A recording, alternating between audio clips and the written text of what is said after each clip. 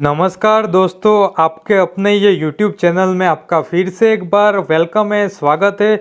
और अगर अभी तक आपने ये YouTube चैनल को सब्सक्राइब नहीं किया है तो प्लीज़ इसे सब्सक्राइब कीजिए और बाजू में बेल आइकन प्रेस करना बिल्कुल मत भूलिएगा, बिकॉज आपके लिए हम ऐसे ही लगातार बार बार वीडियोस और लेके आने वाले हैं जिससे आपको भी मदद मिलती रहेगी। अमाउंट से सिक्योर करना चाहता है और उसके एवज में, उसके बदले में वो एक प्रीमियम के रूप में यानी धनराशि के रूप में सालाना कुछ ना कुछ इंश्योरेंस कंपनी को पे करता है।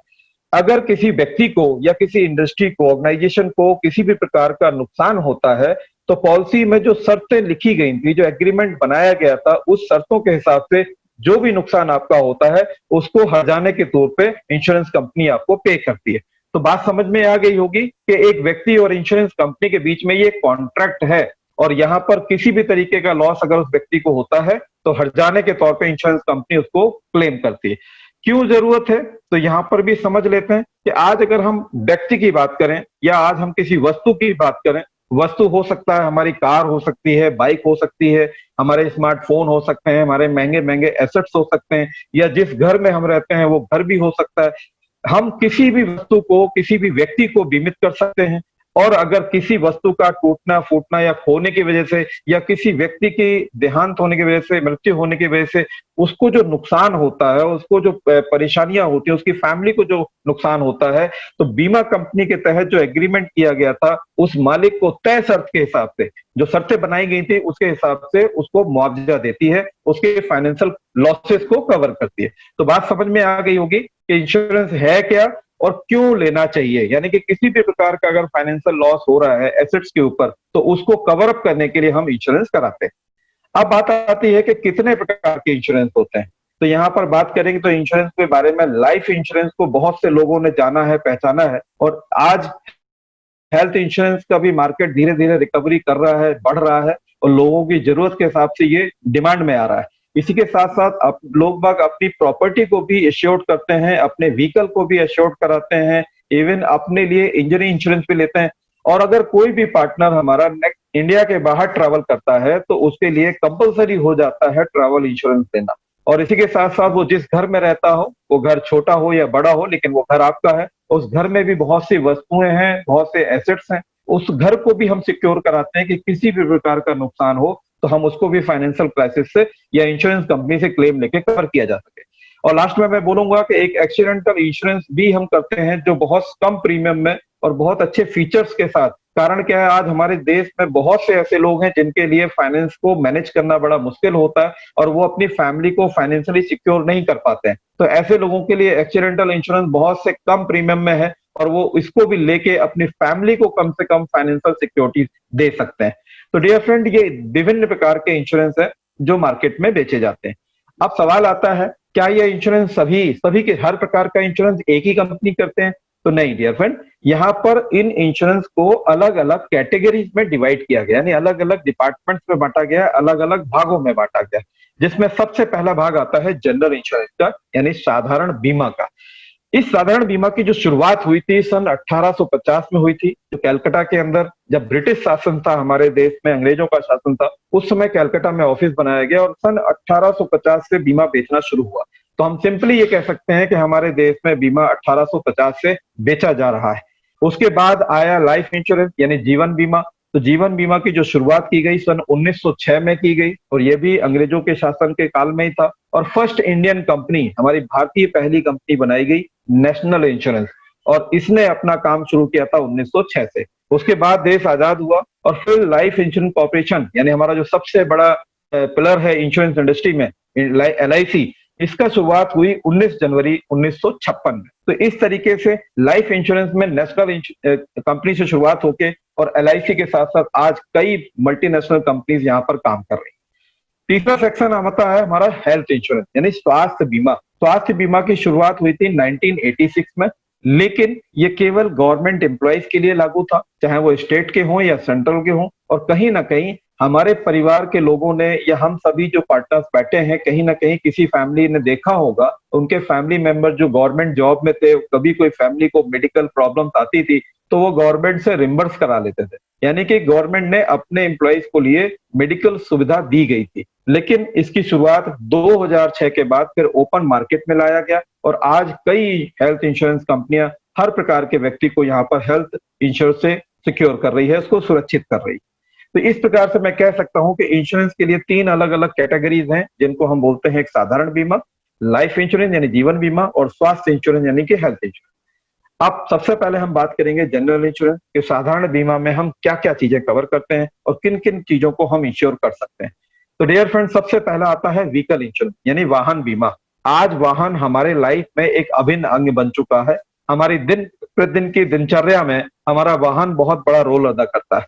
तो हमें अपने वाहन का इंश्योरेंस कराना भी चाहिए और ये जरूरी भी है, नियमों के अनुसार ये कानूनी नियम भी है कि आप इसका इंश्योरेंस कराएं। तो अपना वाहन, किसी भी प्रकार का वाहन हो, चाहे वो 2 व्हीलर हो, चाहे 4 व्हीलर हो, चाहे आपका ई रिक्शा हो, ऑटो हो, छोटा हाथी हो, ट्रक हो, बस हो, स्कूल बस हो, लोडर हो, किसी भी प्रकार का वाहन जिसका रजिस्ट्रेशन परिवहन विभाग के द्वारा किया गया है, उसका इंश्योरेंस होना कंपलसरी है। लोग नहीं कराते हैं, उसके एवज में फिर उनको बहुत सी परेशानियां भुगतनी पड़ती। दूसरा है ट्रैवल इंश्योरेंस, यानी कि अगर आप इंडिया के बाहर विदेश यात्रा करना चाहते हैं तो ट्रैवल इंश्योरेंस लेना कंपलसरी होता है। बगैर ट्रैवल इंश्योरेंस लिए आप यहाँ से बाहर नहीं जा सकते हैं। कारण, ट्रैवल के दौरान यानी यात्रा के दौरान अगर आपका कोई भी लगेज के साथ नुकसान होता है या किसी व्यक्ति के साथ स्वास्थ्य का नुकसान होता है, तो ट्रैवल इंश्योरेंस पॉलिसी के अंतर्गत वो वहां पर उसको यूज कर सकता है, उसके बेनिफिट ले सकता है। इसी तरीके से वो जिस घर में रहता है उस घर को भी सिक्योर कर सकता है, उस घर में महंगी महंगी जो वस्तुएं हैं उनको सिक्योर कर सकता है, और किसी आपदा के समय पर या किसी विपदा के समय में घर में कोई नुकसान होता है और उसमें एसेट्स का नुकसान होता है तो उसको भी वो क्लेम कर सकता है, अपने फाइनेंशियल लॉसेस को कवर कर सकता है। इसी तरीके से बिजनेस इंश्योरेंस की अगर मैं बात करूं, व्यापारिक इंश्योरेंस की बात करूं, तो हो सकता है हमारे बीच में बहुत से लोग हैं जो इंडस्ट्रियल हैं, तो इंडस्ट्री यानी कि अपनी फैक्ट्री का इंश्योरेंस करा सकते हैं। बहुत से लोगों के पास गोडाउन है जहां पर लाखों करोड़ों रुपए का सामान रखा हुआ है, वो अपने गोडाउन का इंश्योरेंस कर सकते हैं, अपने लगेज का इंश्योरेंस कर सकते हैं। बहुत से लोगों के बड़े बड़े शोरूम है, शोरूम में लाखों करोड़ों रुपए का स्टॉक रखा हुआ है और सेल करते हैं, तो वो अपने शोरूम का इंश्योरेंस करा सकते हैं। बहुत से लोगों ने अपनी दुकान बनाई हुई है, उस दुकान का इंश्योरेंस कर सकते हैं। और बहुत से लोगों ने सिर्फ अपने काम के लिए ऑफिस बनाया हुआ है, तो अपने ऑफिस को भी आप इंश्योर कर सकते हैं। ये जितने भी व्यापार से संबंधित चीजें आती हैं उनको हम बिजनेस इंश्योरेंस के अंतर्गत कवर करते हैं। कारण, आपने सुना होगा कि कभी इंडस्ट्री में नुकसान होता है, कभी गोडाउन में आग लग जाती है, कभी ऑफिस में, कभी शोरूम में, कभी शॉर्ट सर्किट से, डिफरेंट डिफरेंट वेज में आपने देखा होगा कि कहीं ना कहीं नुकसान होता है और उस नुकसान की भरपाई इंश्योरेंस कंपनी से क्लेम लेके किया जाता है। इसी तरीके से बहुत से घरों में ज्वेलरी आज हमारे महिलाओं का आभूषण का वस्त्र हो चुका है और हमारी महिलाएं ज्वेलरी को बहुत पसंद करती हैं, गोल्ड ज्वेलरी को बहुत लाइक करती हैं, और कहीं ना कहीं हम इसको एसेट्स के रूप में भी यूज करते हैं। कभी ऐसी किसी व्यक्ति के साथ विपदा आ जाती है तो वो गोल्ड को कहीं पर डिपॉजिट करके या उसको सेल करके उसके अगेंस्ट फाइनेंस को लेके वो अपनी चीजों को सुधार सकता है।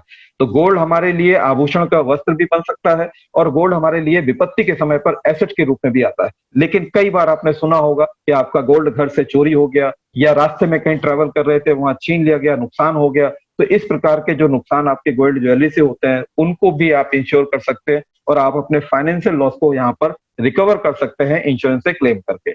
इसी तरीके से पर्सनल एक्सीडेंटल इंश्योरेंस हो या क्रिटिकल हेल्थ इंश्योरेंस हो, वो भी आप ले सकते हैं, जिससे कि अगर एक्सीडेंट के दौरान कोई नुकसान हो या किसी भयानक बीमारी में आपको परेशानी हो रही है तो वहां पर भी आप क्लेम लेके अपने फाइनेंस से रिकवरी कर सकते हैं।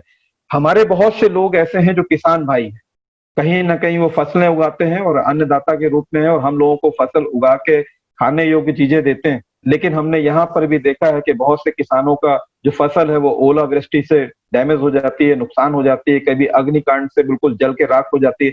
यानी किसान भाई जितनी मेहनत करते हैं उसके बदले में उनको मुआवजा नहीं मिल पाता है। तो ऐसे किसान भाई अगर अब वो अपने फसल का बीमा करा लें, जनरल इंश्योरेंस कैटेगरी के अंतर्गत क्रॉप इंश्योरेंस करा ले, तो उनके फसल का जो नुकसान होता है उसका हर्जाना उनको मिल सके और उसकी भरपाई कर पाए। इसी तरीके से अगर वो चाहें तो प्रधानमंत्री फसल बीमा योजना के अंतर्गत भी अपनी फसल को इंश्योर करा सकते हैं और वहां से भी मुआवजा ले सकते हैं।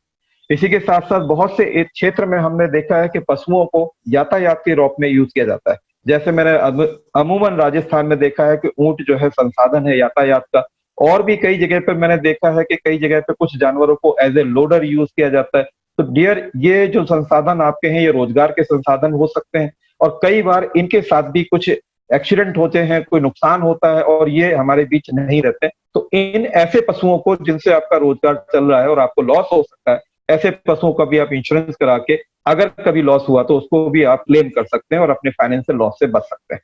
तो डियर फ्रेंड, मैं यहाँ बताना चाहूंगा कि जनरल इंश्योरेंस के अंतर्गत इतना बड़ा बिगेस्ट ब्रॉड मार्केट है कि आप अगर सर्च करेंगे तो कहीं ना कहीं हम किसी न किसी कैटेगरी को सामने देखते हैं, और हमें अगर उसको चाहिए कि सिक्योर कराना है तो जनरल इंश्योरेंस कैटेगरी में उसको सिक्योर कर सकते हैं। अब बात करते हैं जनरल इंश्योरेंस में व्हीकल के ऊपर, क्योंकि व्हीकल आज हमारा प्रतिदिन के वाहन का जो हमारी इंपॉर्टेंस है, इसकी जरूरत बन चुकी है। बगैर इसके हमारे कोई काम नहीं होते हैं। हमें कोई भी छोटा सा छोटा काम करना होता है तो अपने टू व्हीलर या फोर व्हीलर का हम यूज करते हैं। और व्यापारिक तौर पर भी अगर देखा जाए तो जितने भी व्यापारिक संस्थान है उनका भी कार्य आज इन्हीं व्हीकल से हो रहा है, चाहे वो ट्रक हो, छोटा हाथी हो या ट्रैक्टर हो, या हमारे किसान भाई हैं वो भी कहीं ना कहीं खेती में संसाधन यूज कर रहे हैं। तो व्हीकल यानी जो वाहन है, किसी भी प्रकार का वाहन है जो सड़क पे चल रहा है, जिसका रजिस्ट्रेशन आरटीओ के द्वारा हुआ है, उन वाहन का बीमा होना चाहिए। क्यों होना चाहिए, क्या कारण है, नहीं होने पर क्या नुकसान हो सकता है, तो इसके बारे में आज हम व्हीकल इंश्योरेंस पर डिटेल पे बात करेंगे। तो सबसे पहली बात देखेंगे कि जरूरत क्या है। तो आज हम एक आंकड़े के तहत बताना चाहते हैं कि डियर फ्रेंड, हमारे देश में हर 10 मिनट में 9 सड़क दुर्घटनाएं हो रही हैं, यानी यातायात में कहीं ना कहीं एक्सीडेंट हो रहे हैं, और उनमें कहीं ना कहीं 3 से ज्यादा लोगों की मृत्यु हो रही है। ये मैं नहीं बोल रहा हूं, ये एक आंकड़े बोल रहे हैं। और इन आंकड़ों में कहीं ना कहीं जिनकी मृत्यु हुई है उनके परिवार को लॉस होता है। तो हम यहाँ कह सकते हैं कि अपने व्हीकल इंश्योरेंस करा के अपने परिवार को सुरक्षित भविष्य दे सकते हैं, उनको फाइनेंशियल लॉस से तो बचा सकते हैं। फिजिकली शायद हम ना कर पाए, लेकिन फाइनेंशियली उनको हेल्प कर पाए। और ये आंकड़े अगर बता रहे हैं तो आपने देखे भी होंगे कि ऐसा बहुत अमूमन होता है। दूसरे आंकड़े भी अगर मैं बात करूं तो इन एक्सीडेंट को अगर मैं एज वाइज लेके चलूं, उम्र वाइज चलूं, तो ये 2016 का आंकड़ा है जो परिवहन मंत्रालय के द्वारा दिया गया। यानी परिवहन मंत्रालय ने, डिपार्टमेंट ने ये आंकड़े दिए हैं कि किस एज में सबसे ज्यादा एक्सीडेंट होते हैं। तो आप देखेंगे कि 18 वर्ष से जो कम उम्र के बच्चे थे उनका 10,662 लोगों का रोड एक्सीडेंट में, दुर्घटना में मृत्यु हुई है। 18 से 35 साल का जो युवा होता है, नया नया होता है, जोश में होता है और अपने रोजगार के लिए निकलता है, और सबसे ज्यादा रोड पर काम भी वही करता है क्योंकि उसे मार्केटिंग करनी है या अपना नौकरी करनी है या अपना व्यापार करना है। और ऐसी स्थिति में देखा गया कि रोड के ऊपर एक्सीडेंट में सबसे ज्यादा मृत्यु भी इन्हीं की हो रही है। और ये आंकड़े बताते हैं कि 69,851 लोग, लगभग 70,000 लोगों की मृत्यु होती है जो 18 से 35 साल के बीच में। 35 से 45 साल की अगर एज का आंकड़ा लेके चले तो लगभग 33,000 के लोग आसपास होते हैं जो रोड एक्सीडेंट में मारे गए। और 45 से 60 साल के जो उम्र के लोग हैं वो 22,174 लोगों का रोड एक्सीडेंट में मृत्यु हुई। तो हम ये कह सकते हैं कि अगर अपने परिवार को सुरक्षित रखना है तो बेस्ट से बेस्ट इंश्योरेंस प्लान अपनी गाड़ी का, व्हीकल का करा सकते हैं, और जो नुकसान फैमिली को हो रहा है उस नुकसान को फाइनेंशियली आप सिक्योर कर सकते हैं। दूसरा मैं आंकड़ा बताना चाहूंगा 2017 का, ये भी परिवहन मंत्रालय के द्वारा दिया गया है, और इसमें व्हीकल के ऊपर दिया गया है आंकड़ा कि किस वाहन पर कितने ज्यादा एक्सीडेंट होते हैं। तो यहाँ पर देखा गया है कि रोड एक्सीडेंट में सबसे ज्यादा जो डेथ होती है वो टू व्हीलर पे होती है, यानी दोपहिया वाहन पर होती है, जिसका आंकड़ा बताया गया है 48,746 लोगों का टू व्हीलर के ऊपर एक्सीडेंट हुआ और उनकी मृत्यु हुई। दूसरे नंबर पे हमारी पर्सनल कार हो सकती है, कैब हो सकती है, या हमारे वैन या टैक्सी जो हम बुक करते हैं ये भी हो सकते हैं। तो इनके आंकड़े बताते हैं कि 26,869 लोगों का कार से या टैक्सी से या वैन से एक्सीडेंट के दौरान मृत्यु हुई है। और तीसरे नंबर पर, यकीन नहीं मानेंगे, एक ऐसा आंकड़ा है जो आपको आश्चर्यचकित कर देगा कि 20,457 लोग वो थे जिनके पास वाहन नहीं था, यानी रोड पे चलता हुआ पैदल यात्री था। लेकिन आपने सुना होगा कि कभी ना कभी किसी वाहन से किसी पैदल यात्री को एक्सीडेंट किया गया और उसका वहां पर देहांत हो गया। तो आंकड़े बताते हैं कि 20,457 पैदल यात्री भी कहीं ना कहीं वाहन दुर्घटना में मारा गया है, उसकी मृत्यु हुई है। और कई व्हीकल्स हैं जिनके अलग अलग आंकड़े हैं। तो आप समझ सकते हैं कि हम सबसे ज्यादा टू व्हीलर और फोर व्हीलर का या पैदल यूज करते हैं, और सबसे ज्यादा रोड एक्सीडेंट में मरने वालों की संख्या भी यही है। तो हमारे परिवार को जो लॉस हो रहा है उसको कैसे कवर किया जाए, इट्स इंपॉर्टेंट। तो ये समझने की जरूरत है। अब एक्सीडेंट ना हो क्या किया जाए? तो ये जिम्मेवारी हम सभी की है, क्योंकि हमारे पीछे हमारा परिवार है, हमारी रिस्पॉन्सिबिलिटी है, हमें जिम्मेवारियां हैं। तो हम एक्सीडेंट से कैसे बच सकते हैं? तो इसके लिए सबसे अच्छा तरीका है कि जो भी हमारे रोड सेफ्टी रूल्स बनाए गए, यानी यातायात के नियम बनाए गए हैं, उन नियमों का पालन करें। क्योंकि एक्सीडेंट होने का कारण होता है कि आप नियमों का उल्लंघन करते हैं और कभी ना कभी उस एक्सीडेंट का शिकार होते हैं, दुर्घटना का शिकार होते हैं।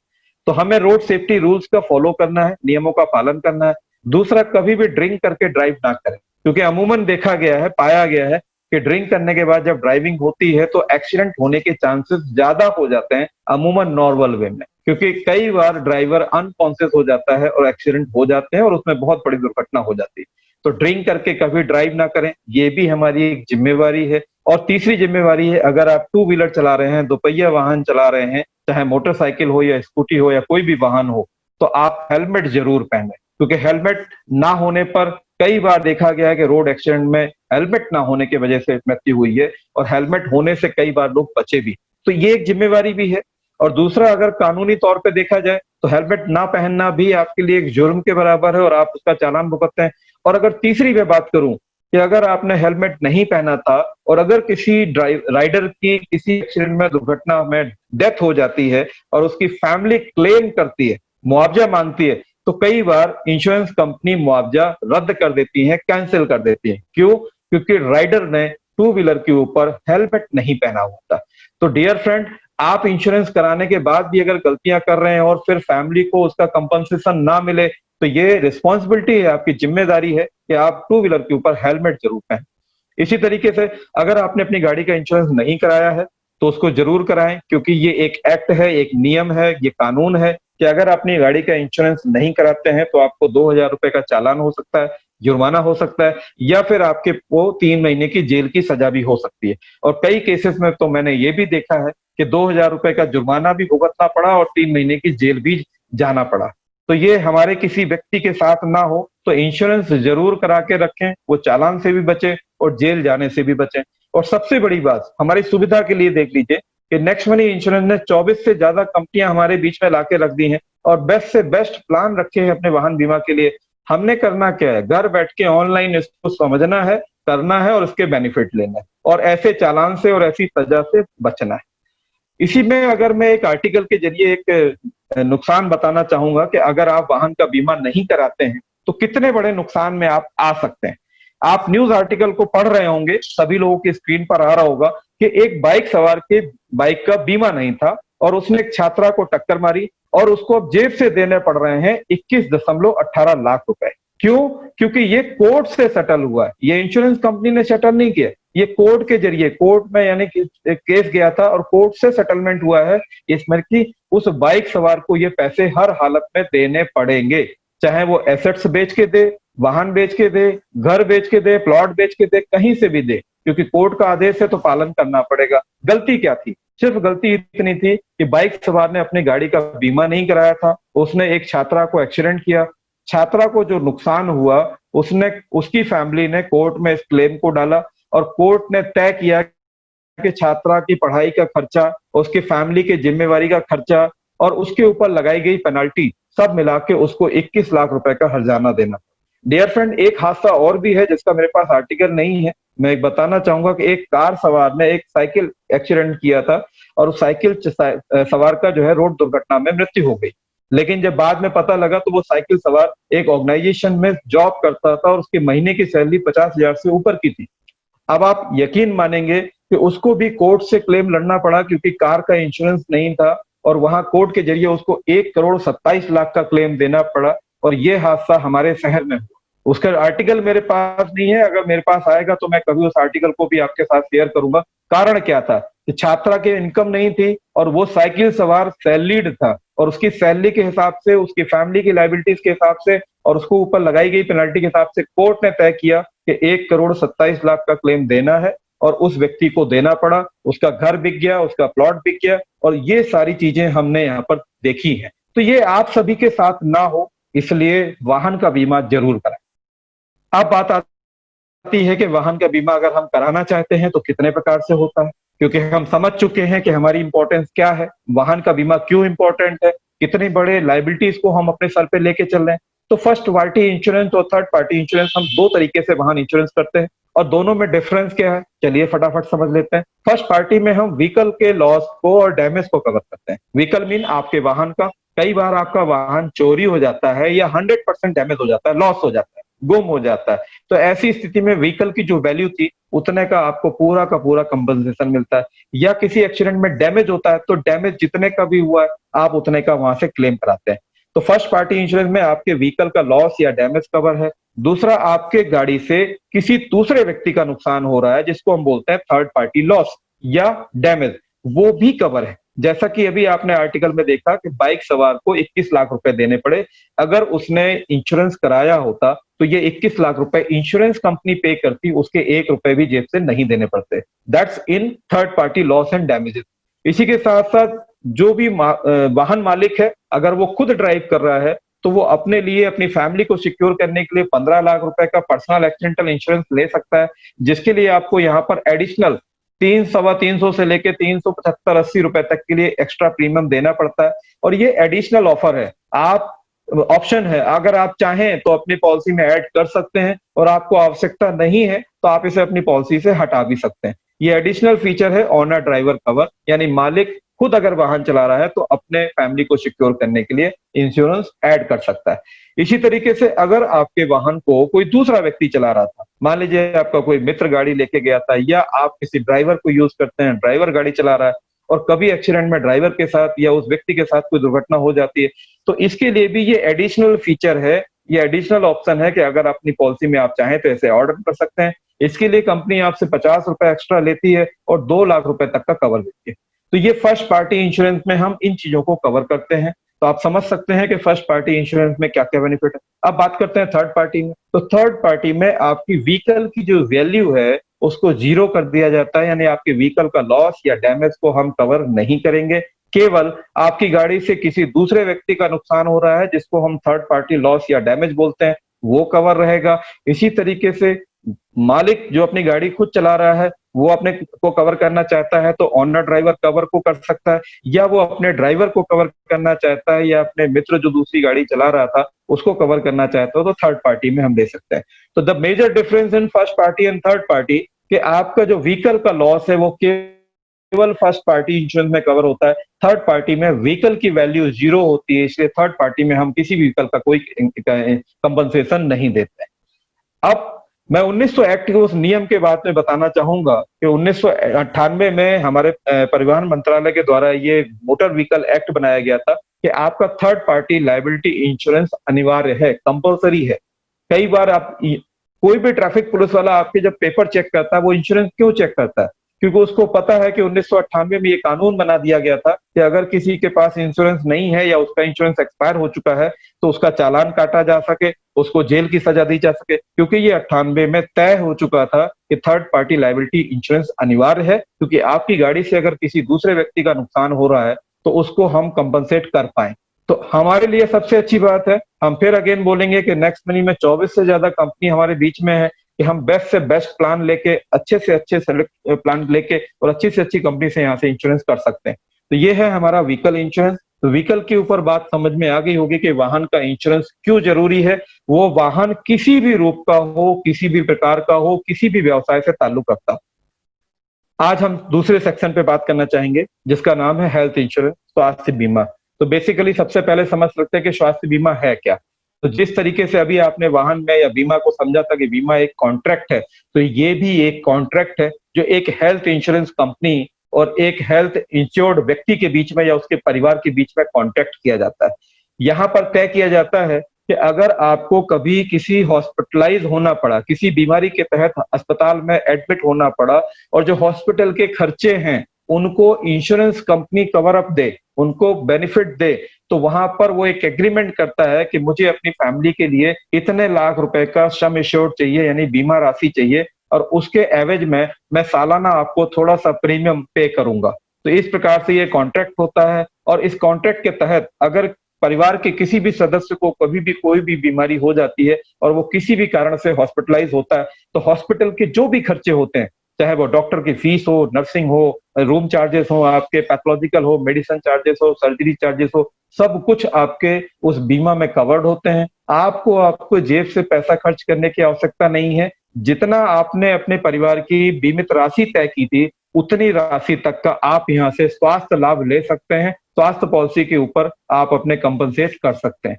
तो ये डिपेंड करता है कि आप अपने परिवार को कितने सम एश्योर्ड से सिक्योर करना चाहते हैं और उसके एवज में क्या प्रीमियम देना चाहते हैं। तो जस्ट लाइक ये भी एक कॉन्ट्रैक्ट है।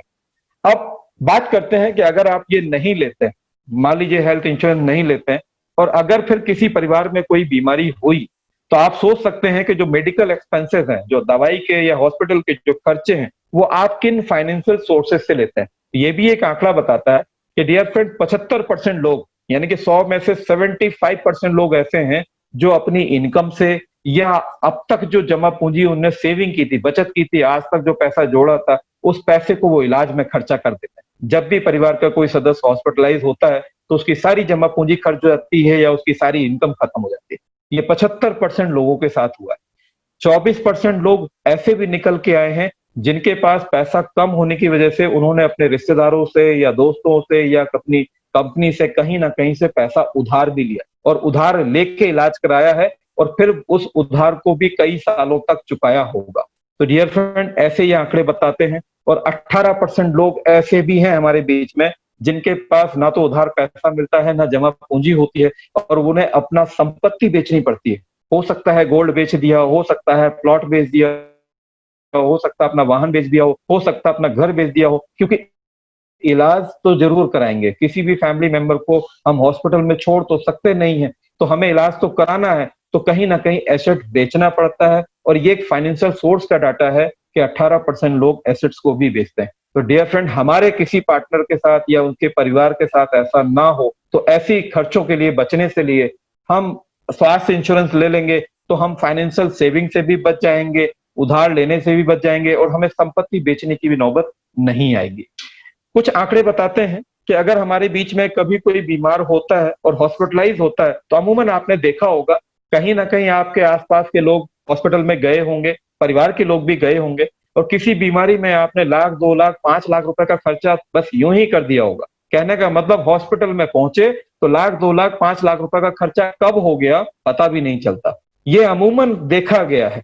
और कई बार कई गंभीर बीमारियों में ये खर्चा 20 लाख या इससे ऊपर भी जा चुका है। बहुत से लोगों ने इतने बड़े बड़े खर्चे को भी झेला है। तो ये आप समझ सकते हैं कि अगर आपके पास बेस्ट से बेस्ट हेल्थ इंश्योरेंस प्लान हो, तो आप इतनी बड़ी राहत ले सकते हैं और इतनी बड़ी गंभीर बीमारी पे होने वाले खर्चे से बच सकते हैं। तो ये बहुत इंपॉर्टेंट है। दूसरा एक बात करना चाहेंगे हम उन लोगों के लिए जो सर्विस क्लास लोग हैं, ये नौकरी करते हैं और 30-35 साल नौकरी करने के बाद रिटायरमेंट लेते हैं। और रिटायरमेंट के समय आपने देखा होगा कि जब वो रिटायरमेंट लेते हैं तो अमूमन एक आंकड़ा बताया गया है कि 4 में से 1 व्यक्ति रिटायरमेंट के समय पे किसी न किसी गंभीर बीमारी से शिकार होता है। यानी उसको अपनी जॉब के दौरान, उस साइकिल के दौरान किसी न किसी बीमारी ने ग्रसित कर दिया है, और वो अपनी जमा पूंजी भी खर्च कर रहा है और अपनी इनकम को भी खर्च कर रहा है। और रिटायरमेंट होने के बाद जो भी उसके पास पूंजी थी वो उसी से इलाज कराता है। तो हमें ऐसे फैमिली मेंबर्स के लिए या हमारे जो पेरेंट्स हैं जो रिटायरमेंट के नजदीक हैं, उनके लिए भी हमें हेल्थ इंश्योरेंस बहुत बड़ी हेल्प करता है, बहुत बड़ी मदद करता है, और उनकी पूरी जिंदगी की जमा पूंजी को हम खर्च होने से बचा सकते हैं। और ये अमूमन पाया गया है, देखा गया है। इसी तरीके से मैं अगर आज की बात करूं, डियर फ्रेंड, आज हम पूरे देश की बात कर लें या पूरे विश्व की बात कर लें, तो एक भयानक बीमारी से जूझ रहे हैं जिसका नाम है कोविड-19 यानी कोरोना। और कोरोना में आपने देखा होगा कि हॉस्पिटल के जो खर्चे आ रहे हैं, जो बिल आ रहे हैं, वो मिनिमम 2 लाख से लेके 8 लाख, 10 लाख, इससे ऊपर के भी बड़े बड़े बिल आ रहे हैं, बड़े बड़े खर्चे हो रहे हैं। प्राइवेट हॉस्पिटल में अगर जाते हैं तो आपको और भी बड़े खर्चे होने पड़ते हैं। लेकिन जिन लोगों ने पहले से हेल्थ इंश्योरेंस ले रखा था, अगर वो ऐसी बीमारी से इन्फेक्टेड हुए हैं और उनको हॉस्पिटलाइज होना पड़ा है, वो प्राइवेट हॉस्पिटल में गए और उन्होंने क्लेम रजिस्टर्ड किया और अपने इलाज को इंश्योरेंस कंपनी से क्लेम लेके पूरा किया। तो ये आंकड़े भी आज हम आपके सामने शेयर करेंगे कि कितने लोगों ने कितना क्लेम लिया है और कब तक लिया है। तो मैं यहाँ कह सकता हूँ कि हमारे पास बेस्ट से बेस्ट हेल्थ इंश्योरेंस प्लान है। अगर आपके परिवार के साथ या अपने आसपास के रिश्तेदारों के साथ, दोस्तों के साथ ऐसी कोई भयानक बीमारी में कोई ग्रसित ना हो, उसको फाइनेंशियल लॉस ना हो, तो उसको हेल्थ इंश्योरेंस प्लान ले लेना चाहिए था।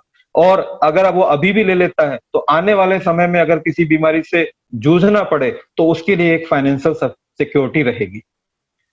चलिए एक आंकड़ा बताता हूं कि भारत में जो कोरोना पीड़ित हुए थे उसमें कितने लोगों ने इंश्योरेंस कराया और उसमें क्या बेनिफिट मिला। तो यहाँ पर आंकड़े निकल के आए कि केवल 4%, मात्र ओनली 4% लोगों का हेल्थ इंश्योरेंस था। अब आप समझ सकते हैं कि 4 जून 2020 जो अभी अभी निकल के गया है, टोटल इन्फेक्टेड लोग थे 2,17,000। 2,17,000 हमारे देश में इन्फेक्टेड थे, और उनमें से जो इंश्योरेंस कंपनी से पीड़ित थे, उनमें से आंकड़े थे 8,500 लोग जिन्होंने हेल्थ इंश्योरेंस पॉलिसी करा रखी थी। और उन लोगों ने जो क्लेम लिया है, वो क्लेम राशि है 135 करोड़, 135 करोड़। तो आप सोच सकते हैं कि इन 8,500 लोगों ने अपने हेल्थ इंश्योरेंस का बेनिफिट लिया, और जो खर्चा उनके फाइनेंशियल सेविंग से होना था, वो इंश्योरेंस कंपनी ने उन्होंने कवर किया। डियर, सबसे बड़ा मौका क्या है हमारे पास? हमारे पास मौका है कि मात्र 4% लोग इंश्योर हैं। हमारे देश की जनसंख्या का 96% मार्केट अभी भी खाली है। अगर हम कहीं ना कहीं मार्केट में अप्रोच करें और उनको हेल्थ इंश्योरेंस के बारे में बताएं, तो बहुत बड़ा बिजनेस क्रिएट कर सकते हैं, बहुत बड़ी इंडस्ट्री को हम यहाँ पर बना सकते हैं, और अपनी इनकम को भी बहुत बड़े लेवल पे ले जा सकते हैं। तो this is the biggest opportunity for you. अब बात करते हैं हेल्थ इंश्योरेंस के बेनिफिट्स क्या है, क्या समझाएंगे लोगों को हेल्थ इंश्योरेंस के बारे में। तो यहाँ पर मैं बताना चाहूंगा कि अगर किसी भी बीमारी के तहत आपको ट्रीटमेंट लेना होता है, तो आपको क्या क्या चीजें कवर हैं और क्या क्या फायदे मिलते हैं। तो कुछ फायदे मैं आपको बताना चाहूंगा। सबसे पहला बेनिफिट है प्री हॉस्पिटलाइजेशन, यानी जिस बीमारी में आप ट्रीटमेंट ले रहे थे डॉक्टर से, और डॉक्टर आपको एडमिट नहीं कर रहा था, केवल आपको चेक कर रहा था, कुछ टेस्ट करा रहा था, कुछ मेडिसिन दे रहा था, लेकिन आफ्टर सम टाइम डॉक्टर बोलता है कि कंडीशन ठीक नहीं है, आपको एडमिट होना पड़ेगा। तो डियर फ्रेंड, एडमिट होने से पहले 30 से 60 दिन जो भी आपने खर्चा किया था दवाई पे, डॉक्टर की फीस पे, पैथोलॉजिकल टेस्ट पे, उन सभी के बिल लगाकर आप उस अमाउंट को रिम्बर्स कर सकते हैं। तो दैट्स द फर्स्ट बेनिफिट, कि एडमिट होने से पहले जो खर्चे हुए हैं 30 से 60 दिन के, वो आप रिम्बर्समेंट ले सकते हैं। दूसरा है आईपीडी, यानी अब आप एडमिट हो गए, हॉस्पिटल के अंदर आ गए हैं, तो सबसे पहली चीज, हॉस्पिटल में 24 घंटे एडमिट रहना कंपलसरी है, अदरवाइज आपका क्लेम रजिस्टर्ड नहीं होगा। ध्यान दीजिएगा, 24 घंटे के बाद ही आपका क्लेम रजिस्टर्ड होता है, तो मिनिमम 24 घंटे के लिए आप एडमिट होंगे। अब अगर हॉस्पिटल में आप एडमिट हो चुके हैं, तो डियर फ्रेंड, हॉस्पिटल के अंदर जो भी खर्चे हो, चाहे डॉक्टर की फीस हो, नर्सिंग हो, रूम चार्जेस हो, आईसीयू चार्जेस हो, सर्जरी का खर्चा हो, पैथोलॉजिकल टेस्ट हो, मेडिसिन का खर्चा हो, सब कुछ आपका यहाँ पर कवर होता है। और जितना आपने सम एश्योर्ड अपनी फैमिली का तय किया था उस पॉलिसी एग्रीमेंट में, कि आपने 5 लाख का कवर लिया है, 10 लाख का लिया है, 50 लाख का लिया है, उतनी अमाउंट तक का आप क्लेम कैशलेस कर सकते हैं हमारे पैनल हॉस्पिटल में। और अगर पैनल में नहीं है, तो आपको अपने जेब से खर्च करके इलाज कराना है, और उसके बाद बिल लगा के इसको रिम्बर्स कराना है, क्योंकि ये दोनों तरीके से चलेगा। क्योंकि हर समय जरूरी नहीं कि पैनल हॉस्पिटल आपके पास में हो, तो आपको सबसे पहले पेशेंट को एडमिट कराना है, उसका ट्रीटमेंट लेना है। अगर पैनल हॉस्पिटल में है तो कैशलेस चलेगा, और पैनल में नहीं है तो आपको रिम्बर्समेंट के जरिए जाना पड़ेगा। देन आफ्टर डिस्चार्जिंग, यानी हॉस्पिटल से डिस्चार्ज होने के बाद, हम इसको बोलते हैं पोस्ट हॉस्पिटलाइजेशन। तो डियर फ्रेंड, डिस्चार्ज होने के बाद भी अगर आपका रूटीन चेकअप हो रहा है, रूटीन में ट्रीटमेंट चल रहा है, रूटीन में मेडिसिन चल रही है, टेस्ट चल रहे हैं, डॉक्टर आपको कंसल्टेंसी दे रहा है, तो वो भी जो खर्चे हैं आपके डिस्चार्ज होने के बाद के खर्चे, 60 दिन से 90 दिन के खर्चे भी पोस्ट हॉस्पिटलाइजेशन में कवर किए जाते हैं। तो आप समझ लीजिए कि हॉस्पिटल में एडमिट होने से पहले, एडमिट होने पर और एडमिट होने के बाद के सारे खर्चे आपको कवर किए जा रहे हैं। इसके साथ साथ कुछ हमारे डे केयर ट्रीटमेंट भी हैं। डे केयर ट्रीटमेंट का मतलब more than 500 disease medical science ने डिक्लेयर की है कि इन बीमारियों में आपको एडमिट होने की आवश्यकता नहीं है। आप सुबह आइए, डॉक्टर से अपॉइंटमेंट लीजिए, दोपहर तक अपनी सर्जरी कराइए, ऑपरेट कराइए, और शाम को छुट्टी करा के ले चले जाइए। तो ऐसी भी 500 से ज्यादा बीमारियां हैं जो डिक्लेयर की गई हैं, और इन बीमारियों पे इंश्योरेंस कंपनी ने अमाउंट को तय किया है, ये फिक्स है कि आपको इस बीमारी पे इतना ही क्लेम मिलना है। उदाहरण के तौर पे, आज हम सुनते होंगे मोतियाबिंद, यानी जिसको बोलते हैं कैटरेक्ट। पहले ये इलाज जब होता था, ऑपरेशन होता था, तो 4 से 6 दिन हॉस्पिटलाइज रहना पड़ता था। लेकिन आज मेडिकल साइंस इतना एडवांस हो चुकी है कि हम पेशेंट को लेके सुबह जाते हैं, अपॉइंटमेंट लेते हैं, दोपहर तक ऑपरेशन होता है, और शाम तक छुट्टी हो जाती है। तो ऐसी ट्रीटमेंट पर इंश्योरेंस कंपनी कहती है अगर आपने एक आंख का ऑपरेशन कराया तो 25 से 30 हजार रुपए का हम खर्चा देंगे, और अगर आपने दोनों आंख का कैटरेक्ट का ऑपरेशन कराया तो 50 से 60 हजार रुपए का खर्चा देंगे। यानी यहाँ पर अमाउंट की सीमा रेखा तय है। तो ऐसी 500 बीमारियां हैं जिनके अलग अलग खर्चे और अलग अलग अमाउंट तय है। इसी तरीके से जो भी मेच्योर कैंडिडेट हैं, हम हमारी पॉलिसी में, मान लीजिए मैंने पूरी फैमिली को सिक्योर किया है, तो फैमिली में हम बच्चे हमारे अनमेच्योर हैं, लेकिन जो मेच्योर है वो एनुअल हेल्थ चेकअप करा सकते हैं, और ये हेल्थ चेकअप भी फ्री ऑफ कॉस्ट है, आपको कोई चार्जेस देने की जरूरत नहीं है। आप एनुअल हेल्थ चेकअप करा के ये देख सकते हैं कि आपके शरीर में किसी प्रकार का कोई बदलाव तो नहीं हो रहा है, कोई बीमारी तो नहीं उत्पन्न हो रही है तो आप डॉक्टर से कंसल्ट कर सकते हैं।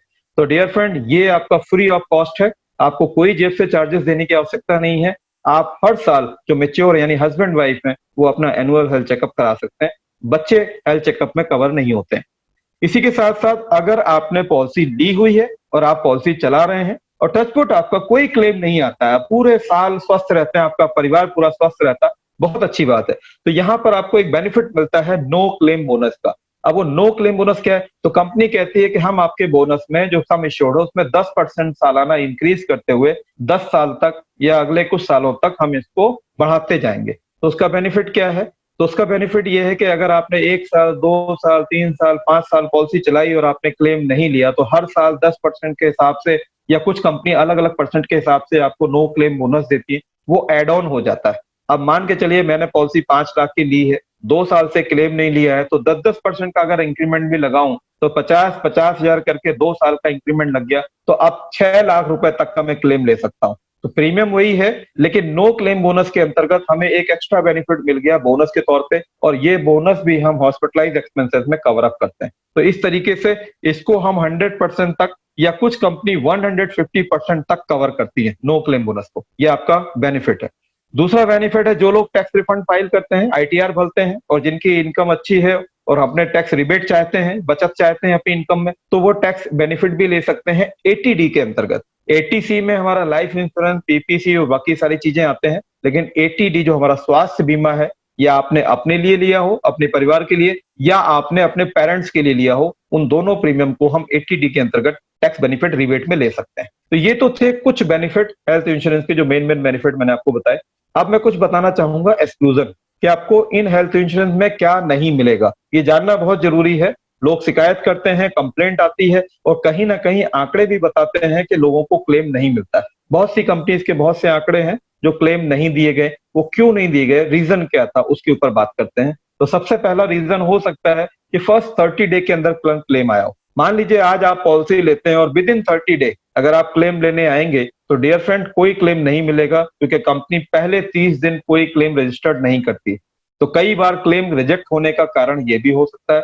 तो पॉलिसी लेने के 30 दिन तक किसी भी बीमारी में किसी भी क्लेम लेने की उम्मीद ना रखें। हाँ, अगर किसी कारण से एक्सीडेंट हुआ है या हार्ट अटैक हुआ है, ये इंस्टेंट होता है, इसका पता नहीं होता, तो ऐसी कंडीशन पे आप उसी पॉलिसी में क्लेम ले सकते हैं, केवल हार्ट अटैक और एक्सीडेंट को छोड़ के। बाकी अदर डिसीज में आपको कोई क्लेम 30 दिन मिलने वाला नहीं है।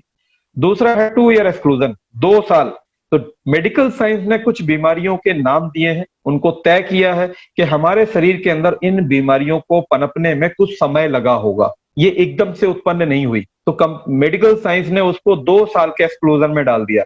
जैसे किडनी में स्टोन हो गया, जिसको हम बोलते हैं पथरी, गॉल ब्लैडर में स्टोन हो गया है, वेरिकोज वेन हो गई है, हर्निया हो गया है, या आपका नी रिप्लेसमेंट आ गया है। तो सर इस तरीके से बहुत सी बीमारियां हैं जिनको 2 ईयर स्पेसिफिक डिसीज में रखा गया है। अगर ऐसी बीमारी पर 2 साल से पहले आप क्लेम लेंगे तो आपको क्लेम रिजेक्ट होना है, आपको क्लेम नहीं मिलेगा, क्योंकि मेडिकल साइंस बोलती है कि इन बीमारियों को कम से कम 2 साल लगते हैं डेवलप होने में। 2 साल के बाद आप क्लेम लीजिए, कभी रिजेक्ट नहीं होगा, आपको ये कंपनसेट मिलेगा। इसी तरीके से नेक्स्ट एक्सक्लूजन है 4 ईयर का। 4 ईयर का मतलब pre existing disease and injury. 4 साल की एक्सक्लूजन किस पे चलेगा? अगर पॉलिसी लेते समय आपको कोई बीमारी है, हो सकता है आप डायबिटिक हो सकता है आप हाइपरटेंशन हो सकता है और भी कोई बीमारी हो, तो डियर फ्रेंड अपनी बीमारी को डिस्क्लोज करिए। अगर आप छुपाएंगे, बीमारी नहीं बताएंगे और पॉलिसी लेते हैं, और जब ट्रीटमेंट आता है, हॉस्पिटलाइज होते हैं और डॉक्टर लिख के देता है कि ये बीमारी पिछले कई सालों से है, वो मेडिकल हिस्ट्री बता देती है, आपका मेडिकल जो बायोकल्चर है वो बता देता है, ऐसी स्थिति में आपका क्लेम 1 सेकंड के अंदर रिजेक्ट होता है और आपको 1 रुपए का भी कंपनसेशन नहीं मिलेगा। तो डियर फ्रेंड, अगर किसी भी पार्टनर को पॉलिसी लेने से पहले या उसकी फैमिली को या रिलेटिव को या जानकार को कोई भी डिसीज है, उसको डिस्क्लोज करिए कि क्या बीमारी है, कब से है, और उसके बाद 4 साल तक उस बीमारी से रिलेटेड कोई भी बीमारी पर क्लेम नहीं मिलेगा। 4 साल के बाद आप खुल के आराम से उस बीमारी से संबंधित कोई भी बीमारी है या उस बीमारी पे आप क्लेम ले सकते हैं। इसी तरीके से अगर कोई इंजरी हुई थी, कोई एक्सीडेंट हुआ था, एक्सीडेंट में सर्जरी हुई, सर्जरी में हो सकता है आपके स्क्रू लगाए गए हों, रॉड डाली गई हो, कुछ प्लेटें लगाई गई हो, और ऐसी जगह पर भी बहुत से लोग इनको भी छुपा जाते हैं, बताते नहीं है पॉलिसी लेते समय, और फिर बोलते हैं कि सर मुझे अपने शरीर से जो स्क्रू लगाए गए थे एक्सीडेंट के टाइम पे वो निकलवाना है। तो डियर फ्रेंड, अगर किसी भी इंजरी में ऐसी कोई सर्जरी हुई है, ऐसा कोई ऑपरेशन हुआ है, इसको भी डिस्क्लोज करना जरूरी है। 4 साल के बाद अगर दोबारा आप चाहें उस ऑपरेशन करा के उन इक्विपमेंट्स को जो आपकी बॉडी में फिट हैं निकालना चाहते हैं तो वो आप निकाल सकते हैं, उसका क्लेम मिलेगा। लेकिन अगर आप छुपाएंगे और फिर क्लेम लेने जाएंगे तो 101% गारंटी है आपको क्लेम नहीं मिलने वाला है। और यही कारण है क्लेम ना मिलने का जो परसेंटेज आता है इंश्योरेंस कंपनी से कि क्लेम नहीं मिलता है, सिर्फ कुछ कारण ही है जिन कारण की वजह से नहीं मिलता है। अब बात करते हैं कि हेल्थ इंश्योरेंस कंपनी कौन कौन से प्लान्स हैं। तो डियर फ्रेंड, जो लोग अभी तक अकेले हैं, 18 साल से ऊपर हैं, जिनकी अभी मैरिज नहीं हुई है, वो अपने लिए इंडिविजुअल हेल्थ प्लान ले सकते हैं, क्योंकि बीमारी किसी को बता के नहीं आती, किसी को पूछ के नहीं आती, कभी भी आ सकती है। तो चाहे वो अकेला हो या परिवार के साथ हो, तो अकेला कोई व्यक्ति है तो इंडिविजुअल हेल्थ प्लान ले सकता है। अगर फैमिली वाला है, हस्बैंड वाइफ हैं, बच्चे हैं, और बच्चों में भी एक पॉलिसी के अंतर्गत 3 बच्चे, मैक्सिमम 3 बच्चों को कवर करेंगे। 3 से ज्यादा अगर किसी के बच्चे हैं तो आपको 2 पॉलिसी लेनी पड़ेगी, उनमें दोनों में अलग अलग कवर लेना पड़ेगा। तो वो फैमिली फ्लॉटर हेल्थ प्लान ले सकते हैं जिसमें अपनी फैमिली को कवर कर सके। इसी के साथ साथ हमारे घर में जो पेरेंट्स हैं, हमारे ग्रैंड पेरेंट्स हैं, इनके लिए भी हम सीनियर सिटीजन हेल्थ प्लान ले सकते हैं, क्योंकि सबसे ज्यादा आवश्यकता उनको भी होती है, और हॉस्पिटलाइज में जो भी खर्चे होते हैं वो वहां से क्लेम कर सकते हैं। इसी तरीके से कुछ क्रिटिकल डिसीज हैं, 34, लगभग 32 से 34 कुछ भयानक बीमारियां हैं, जिनमें से एक एग्जाम्पल लेना चाहूंगा, लाइक कैंसर एक भयानक बीमारी है। तो अगर किसी को लगता है कि भविष्य में कैंसर जैसी बीमारी पर लाखों रुपए खर्च हो जाते हैं, बहुत लंबा ट्रीटमेंट चलता है, समय बहुत ज्यादा गुजरता है, तो ऐसी क्लेम के बचने के लिए वो अपने लिए क्रिटिकल हेल्थ इंश्योरेंस ले सकता है। अगर भविष्य में उन 32 या 34 बीमारियों में से कोई भी बीमारी होती है तो ऐसी पॉलिसी पर वो उस स्पेसिफिक बीमारी पर क्लेम ले सकता है।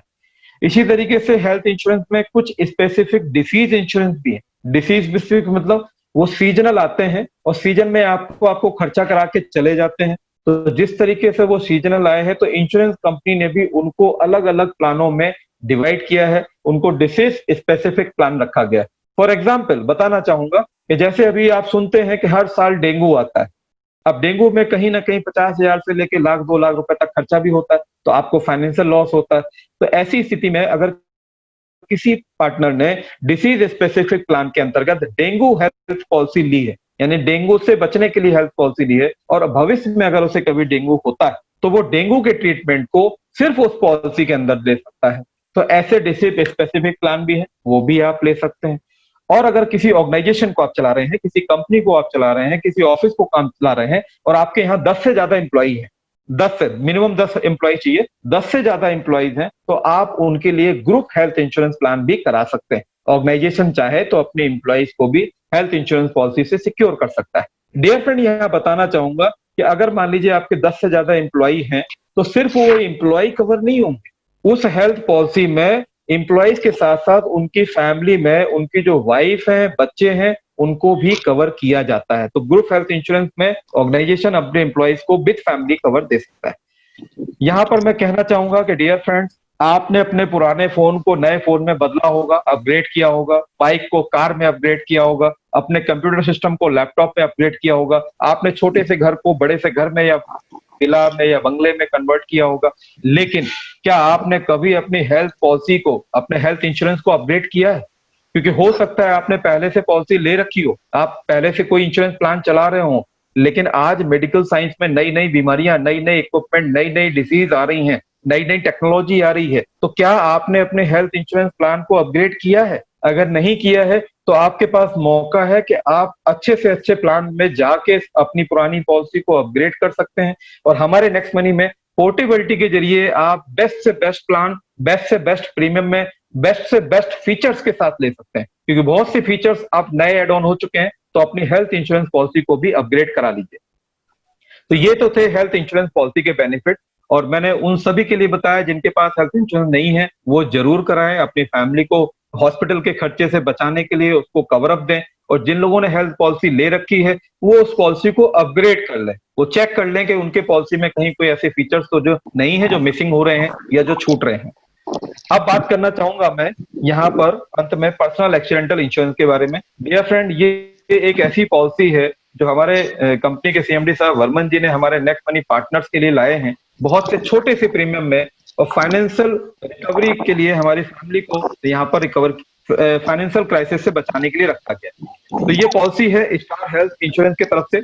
यहाँ पर स्टार हेल्थ इंश्योरेंस कंपनी के साथ हमारा जो टाई अप किया गया है, और ये पॉलिसी मात्र दी गई है 1428 रुपए सालाना, यानी आपको 1428 रुपए महीने नहीं देना है, साल देना है। अगर इसको साल से डिवाइड करेंगे तो लगभग 4 रुपए का भी खर्चा प्रतिदिन नहीं आता है, और इस 4 रुपए के खर्चे में आप अपनी फैमिली को, यानी वो लोग अपनी फैमिली को कितना सिक्योर कर सकते हैं, चलिए इसके बारे में बात करते हैं। और यहाँ पर एक जानकारी देना चाहूंगा कि अगर आप डायरेक्टली ऑफिस में जाके, स्टार के ऑफिस में जाके इसी पॉलिसी को परचेज करते हैं तो 10 लाख रुपए के एक्सीडेंटल पॉलिसी को 1800 कुछ रुपए में आपको दिया जाएगा।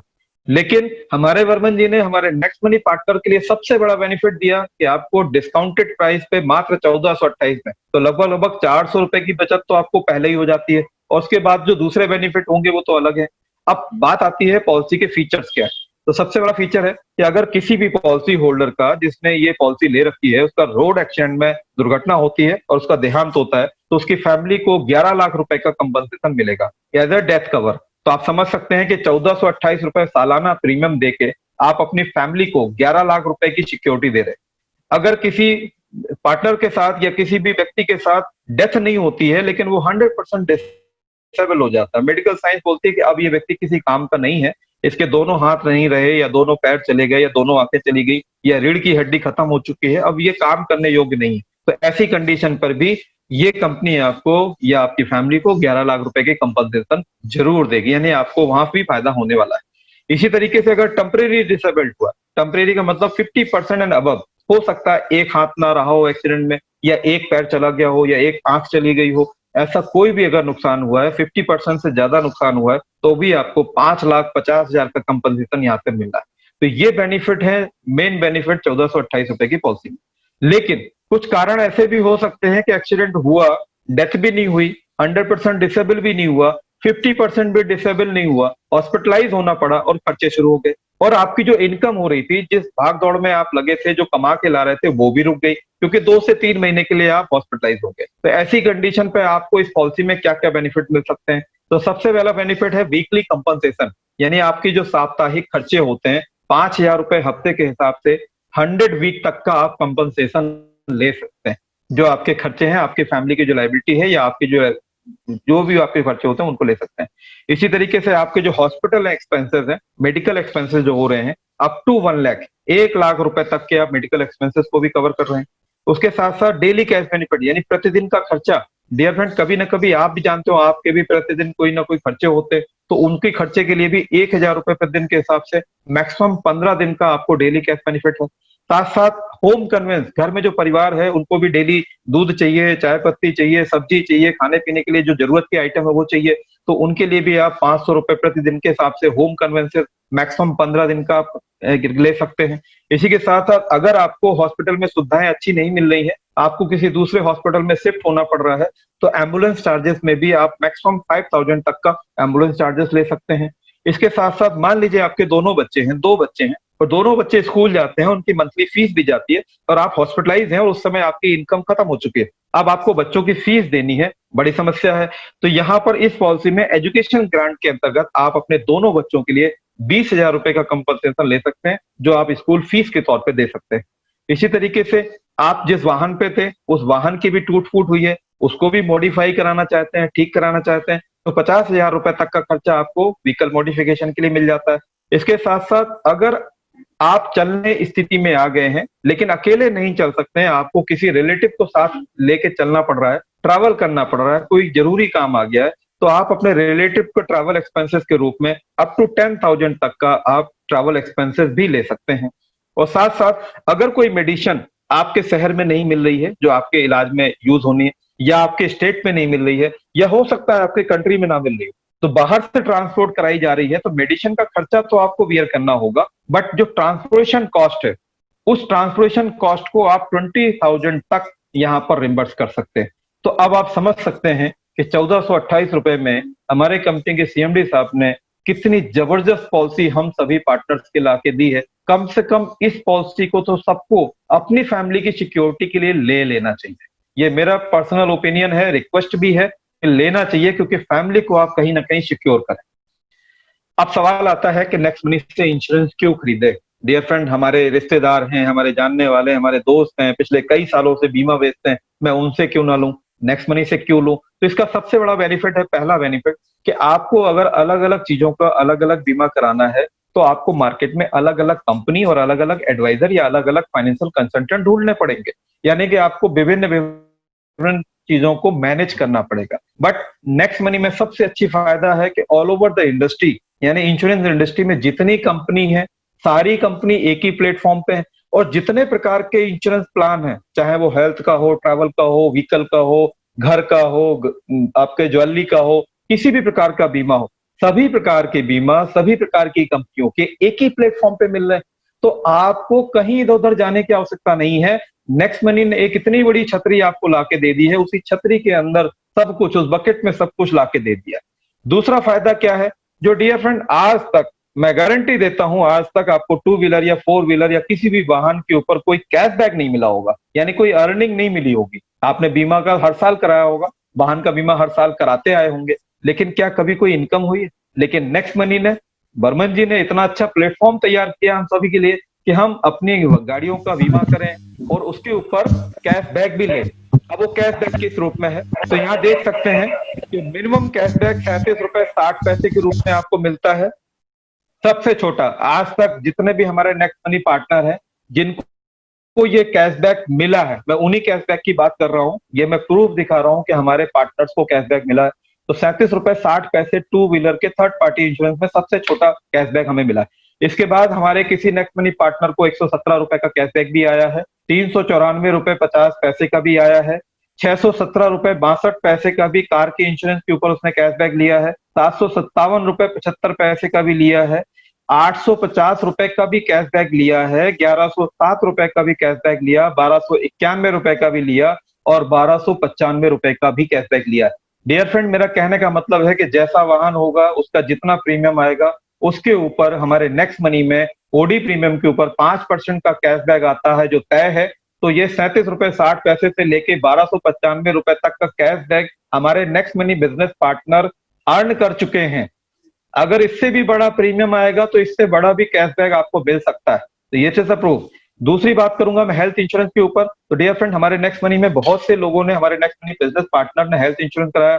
तो हेल्थ इंश्योरेंस की अगर मैं बात करूं तो रिसेंटली 18 जून 2020, आज 21 तारीख है, 2 दिन पहले की बात है, 1179 रुपए 50 पैसे का कैशबैक हेल्थ इंश्योरेंस के ऊपर लिया है हमारे ही किसी नेक्स्ट मनी बिजनेस पार्टनर ने।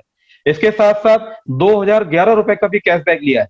अब मैं यहाँ पर पूछना चाहूंगा उन सभी पार्टनर से जिन्होंने अभी तक अपनी आईडी को अपग्रेड नहीं किया है। डियर फ्रेंड, आईडी को अपग्रेड करने के लिए कितना पैसा चाहिए? 1770 रुपए। और उसके बदले में आपको क्या क्या बेनिफिट मिल रहे हैं वो तो आप जानते ही हैं। और यहाँ पर उस व्यक्ति ने हेल्थ इंश्योरेंस कराया जिसको 2011 रुपए का कैशबैक मिला और उसी से उसने अपनी आईडी को अपग्रेड किया, यानी पैसे को जेब से लगाने की आवश्यकता नहीं पड़ी। तो हमारे नॉन प्राइम कस्टमर यहाँ से हेल्थ इंश्योरेंस या वाहन इंश्योरेंस या कोई भी इंश्योरेंस लेके पैसा कमा सकते हैं और उसी कमाए हुए पैसे से अपनी आईडी को अपग्रेड करके नेक्स्ट मनी बिजनेस में बहुत अच्छे बिजनेस को अपडेट कर सकते हैं, बहुत अच्छे मुकाम को हासिल कर सकते हैं। इसी में आगे मैं चलना चाहूंगा तो 2900 रुपए का कैशबैक भी आया है हेल्थ इंश्योरेंस के ऊपर। और रिसेंटली अगर मैं बात करूं तो लॉकडाउन के टाइम पे 22 मई 2020, अभी कुछ समय पहले ही निकला है, 3337 रुपए 37 पैसे का कैशबैक है। डियर फ्रेंड, 1770 रुपए का जस्ट डबल, दुगना। आप कैलकुलेट करके देखिए, 3337 रुपए का कैशबैक, ये तो जस्ट दुगने के बराबर आ गया। आप सोच के देखिए कि कितना अच्छा। और उससे भी बड़ी बात करूं तो डियर फ्रेंड, 18 जून जस्ट 2 दिन पहले एक हेल्थ इंश्योरेंस के ऊपर 5,945 रुपए का भी कैशबैक आया है। डियर फ्रेंड, 5,000 रुपए महीने की लोग जॉब करते हैं और यहाँ 5,000 रुपए उनको एक हेल्थ इंश्योरेंस के ऊपर कैशबैक मिला है। और अगर मैं प्राइम मेंबरशिप की कॉस्ट की बात करूं तो इससे 3 गुने से भी ज्यादा है। तो आप सोच सकते हैं कि नेक्स्ट मनी आपको कितनी बड़ी अपॉर्चुनिटी दे रहा है। पर्सनल एक्सीडेंटल की बात करते हैं कैशबैक की, तो पर्सनल एक्सीडेंट में अगर आप मिनिमम 11 लाख की पॉलिसी लेते हैं तो 117 रुपए का कैशबैक आता है। अगर 22 लाख का कर लेते हैं तो 234 रुपए का आएगा, और इससे अगर आप 50 लाख रुपए तक ले जाते हैं तो उसी हिसाब से आपका प्रीमियम भी बड़ा होगा और उसी हिसाब से आपको कैशबैक भी इससे बड़ा आएगा। तो आप समझ सकते हैं कि आपको नेक्स्ट मनी से इंश्योरेंस कराने के क्या फायदे हो गए। पहला फायदा, all over the industry, all over the product in A one platform, and secondly you have earn cashback in different form. Second one, offer level cashback की बात कर लेते हैं। ये तो गारंटी है किसी को नहीं मिला होगा। मान लीजिए किसी एजेंट ने कुछ आपको डिस्काउंट दे दिया किसी पॉलिसी पे कि चलो भाई कुछ आप रख लो, कुछ मैं रख लेता हूं, लेकिन क्या लेवल कैशबैक, यानी किसी ने पॉलिसी कराई, किसी ने की और किसी और को पैसा मिला, ये पॉसिबल नहीं है। लेकिन नेक्स्ट मनी में ये भी पॉसिबल हो गया, क्योंकि नेक्स्ट मनी बिजनेस में आपको बताया जाता है रीपर्चेज इनकम में कि किसी भी डिस्ट्रीब्यूटर अगर कोई भी सर्विस यूज करता है तो उसको कैशबैक आता है, और कैशबैक का 25% पैसा ऊपर के 10 लेवल में बराबर बराबर बांट दिया जाता है, जिसको हम बोलते हैं रीपर्चेज इनकम, और इसी को हम दूसरी भाषा में कहते हैं ऑफर लेवल कैशबैक। तो डियर फ्रेंड, ये आपकी टीम पर डिपेंड करती है कि आपकी टीम साइज 10 लोगों की है, 100 की है, 1000 लोगों की है, 10,000 लोगों की है, या 1 लाख लोगों की। और आज बहुत से नेक्स्ट मनी पार्टनर की टीम 1 लाख लोगों की हो चुकी है, 10 लाख लोगों को भी क्रॉस कर चुकी होगी, क्योंकि अगर मैं आज की बात करूं तो लगभग 23 लाख से ज्यादा नेक्स्ट मनी डिस्ट्रीब्यूटर हमारे साथ एसोसिएट हो चुके हैं। और हमारा सपना है दिसंबर 2020 तक हम सभी लोग मिलकर इसको 1 करोड़ तक ले जाना चाहते हैं। तो कहीं ना कहीं 1 करोड़ लोगों की भी टीम होगी, आने वाले समय में 10 करोड़ भी होगी, एंड मोर, इससे भी बड़ी बड़ी टीमें होंगी। अब आप सोच के देखिए कि 37 रुपए 60 पैसे का सबसे छोटा कैशबैक आया था, जिसका 25% 94 पैसा 9 रुपए 40 पैसे होता है, और उसको 10 भागों में बांटा गया तो 94 पैसा मिलता है। तो मैं इसको बोलता हूं मिनिमम 1 रुपी, लगभग 1 रुपए के आसपास एक व्यक्ति से आपको इनकम आई। अगर 5,945 रुपए का कैशबैक निकालता हूं तो 148 रुपए के ऑफर आपको लेवल कैशबैक मिला होगा, क्योंकि 5,945 का 25% का 10 हिस्से कर लीजिए, 148 रुपए समथिंग आपको मिला है। तो डियर फ्रेंड, अगर आपको एक व्यक्ति से 1 रुपए से लेके 148 रुपए तक का लेवल कैशबैक आ सकता है, तो आप सोच के देखो कि यहां से कितनी बड़ी इनकम आप अर्न कर सकते हैं। आपकी टीम साइज कितनी बड़ी है। अगर 10 लाख लोगों की है, 1-1 रुपए भी आया तो 10 लाख रुपए, और अगर 148 रुपए के हिसाब से आया तो 14 लाख से ज्यादा, 15 लाख से ज्यादा की इनकम आपकी हो सकती है, और ये भी ऑफर लेवल कैशबैक। किसने करा, किसने करवाया, आपको अपनी टीम से आ रहा है। कैसे करना है नेक्स्ट मनी से इंश्योरेंस, तो चलिए इसके बारे में जल्दी से जानकारी ले लेते हैं। कि अपने नेक्स्ट मनी एप्लीकेशन के पोर्टल पर जाइए, offer and tie up button आपको दिखता है रिचार्ज के बगल में, उसको टच करिए। टच करने पर आप देखेंगे हमारे एफिलिएट मार्केट के कुछ पोर्टल्स खुल के आएंगे। इन पोर्टल्स में कई बड़े बड़े ब्रांड हैं, और वहां पर हमारा इंश्योरेंस पोर्टल भी है। तो इंश्योरेंस पोर्टल को टच करेंगे, उसके बाद हमारा next screen insurance screen portal खुलकर आएगा, जिसके ऊपर नोटिफिकेशन दिया हुआ है कि ओडी प्रीमियम का 5% कैशबैक मिलता है, हेल्थ के ऊपर 10% मिलता है, टर्म इंश्योरेंस पर्सनल एक्सीडेंटल के ऊपर 10% कैशबैक मिलता है। और अधिक जानकारी के लिए आप इस कॉन्टैक्ट नंबर पर सर्च कर सकते हैं। आपने सिंपल क्या करना है, नीचे जो दिए ग्रीन कलर की एक विजेट बटन दिया गया है उसको टच करना है, और टच करते ही आपके स्क्रीन पर कुछ व्हाट्सएप और कुछ कॉन्टैक्ट नंबर्स निकल के आएंगे। उन नंबर्स को आपको नोट करना है। 2 व्हीलर इंश्योरेंस के लिए आपके पास नंबर आ गया है, इस नंबर को आप नोट कर सकते हैं व्हाट्सएप के लिए, कॉलिंग के लिए। और डियर फ्रेंड, सुबह 9:30 बजे से लेकर शाम को 6 बजे के बीच में आप कभी भी कॉल करके या व्हाट्सएप करके अपनी वाहन का इंश्योरेंस करा सकते हैं। इसी तरीके से अगर आपको 4 व्हीलर का इंश्योरेंस लेना हो, कॉमर्शियल व्हीकल का लेना हो, हेल्थ इंश्योरेंस लेना हो, टर्म पर्सनल एक्सीडेंटल या कोई भी बीमा लेना हो, तो उसके लिए भी आपको अगेन दूसरा व्हाट्सएप नंबर दिया गया है, अगेन दूसरा कॉलिंग नंबर दिया गया है। आप व्हाट्सएप के जरिए या कॉलिंग करके भी यहाँ से हेल्प ले सकते हैं और अपनी पॉलिसी को करा भी सकते हैं। इसके साथ साथ तीसरी चीज और बता दूं कि अगर आप इन नंबर को सेव नहीं भी कर पाए हैं तो टेंशन लेने की आवश्यकता नहीं है। अब इन सारे प्रोसेस को ऑनलाइन कर दिया गया। आपके सामने स्क्रीन पर जो नंबर आते हैं, जो डायलॉग बॉक्स आता है, उसको क्लोज करिए। क्लोज करने के बाद जब आप पर्सनल एक्सीडेंटल इंश्योरेंस का कोटेशन लेते थे, वहीं से आप 2 व्हीलर का कोटेशन, 4 व्हीलर का कोटेशन, कॉमर्शियल गाड़ी का कोटेशन, हेल्थ का कोटेशन, पर्सनल एक्सीडेंट, हर चीज के लिए आप ऑनलाइन डायरेक्टली अटैच हो सकते हैं और वहीं से कोटेशन ले सकते हैं। तो अगर आप नंबर सेव नहीं भी कर पाए तब भी आपको दिक्कत नहीं है, आप डायरेक्टली पोर्टल के जरिए कोटेशन मंगा सकते हैं और अपनी गाड़ी का इंश्योरेंस कर सकते हैं, कोई भी इंश्योरेंस कर सकते हैं। व्हीकल इंश्योरेंस करने के लिए करना क्या क्या है, तो सबसे पहली बात, जो आपको आरसी मिली है, रजिस्ट्रेशन सर्टिफिकेट है जो परिवहन विभाग ने आपको दिया है गाड़ी का, उसकी एक फोटो खींचनी है। और जो पिछली इंश्योरेंस कॉपी है, अगर आपकी पिछली पॉलिसी है तो उसकी फोटो खींचनी है, और दोनों फोटो को आपको व्हाट्सएप के जरिए हमारे पोर्टल्स पर शेयर करना है। इसके साथ साथ गाड़ी के मालिक का नाम क्या है, मालिक की डेट ऑफ बर्थ क्या है, मालिक का मोबाइल नंबर क्या है, उसका नॉमिनी कौन है, नॉमिनी में उसके फैमिली रिलेशन में कोई भी हो सकता है, नॉमिनी की एज क्या है और नॉमिनी से रिलेशन क्या है।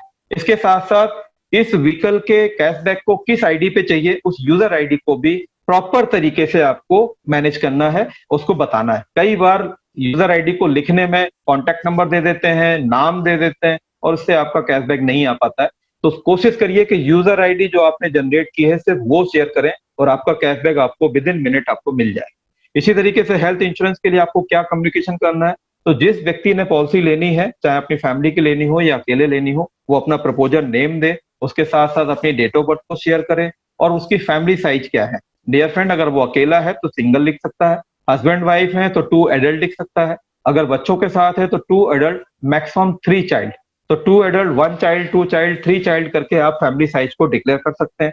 और आपको हेल्थ इंश्योरेंस कितने सम एश्योर्ड का चाहिए, यानी अपनी फैमिली को आप कितने लाख से डिस्कवर देना चाहते हैं, कवर करना चाहते हैं, उसके लिए सम एश्योर्ड आपको तय करना है। मिनिमम 5 लाख से लेके 50 लाख 1 करोड़ तक का आप हेल्थ इंश्योरेंस ले सकते हैं, ये आपके ऊपर निर्भर करता है। और साथ साथ आपको यूजर आईडी भी शेयर करनी है, जिससे आपकी हेल्थ इंश्योरेंस का जो 10% का कैशबैक आता है वो कैशबैक आपको विद इन मिनट आपके वॉलेट में आ पाए।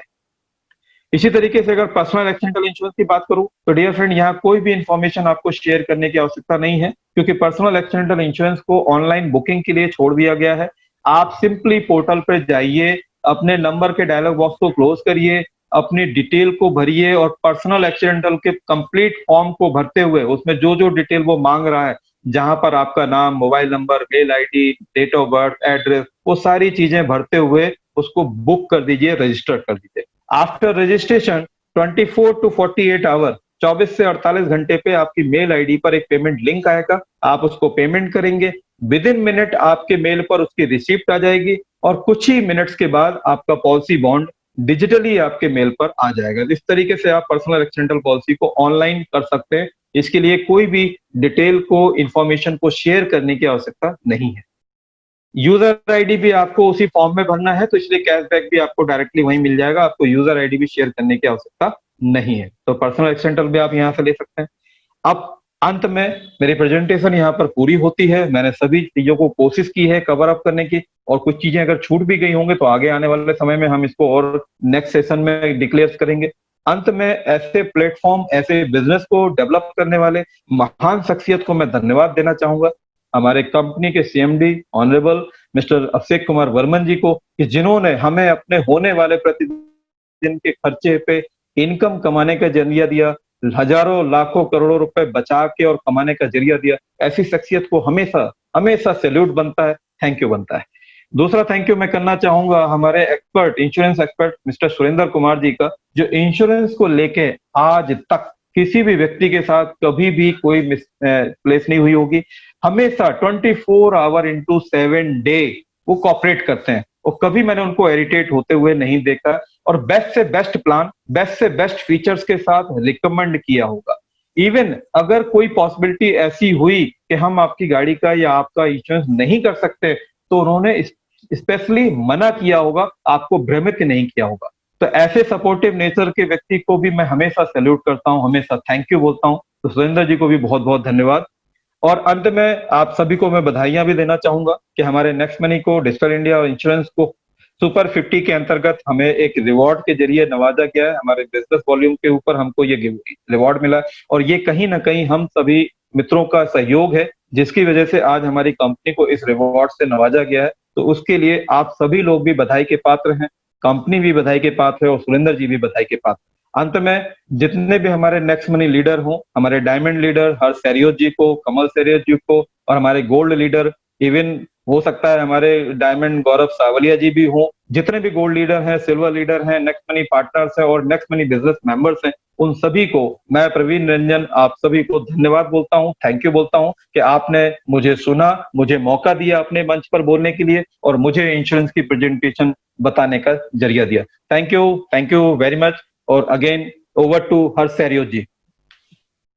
Thank you very much Praveen ji, बहुत ही जबरदस्त सेशन आपने लिया और मैं मानना कहता हूं कि बहुत ही बारीक से बारीक इंफॉर्मेशन आपने बहुत ही शॉर्ट ड्यूरेशन के अंदर कंप्लीट करी सर।